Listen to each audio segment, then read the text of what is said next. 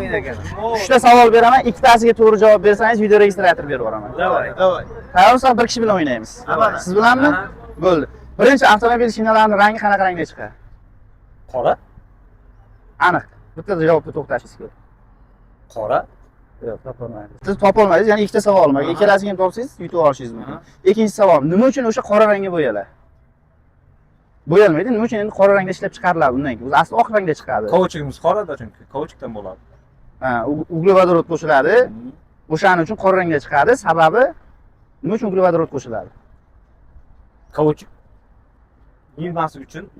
To'g'ri, anaqa tilda aytyapsiz, lekin shunday mustahkam bo'lishi uchun, ko'p yillarga xizmat qilishi uchun. To'g'ri hisoblaymiz. Yana bitta savol beraman. Agar uni ham topsangiz, yutib olishingiz mumkin.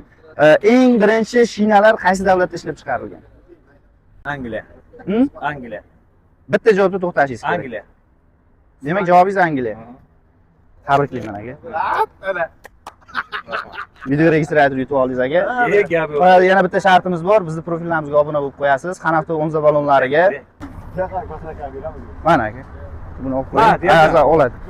Savol beringchi.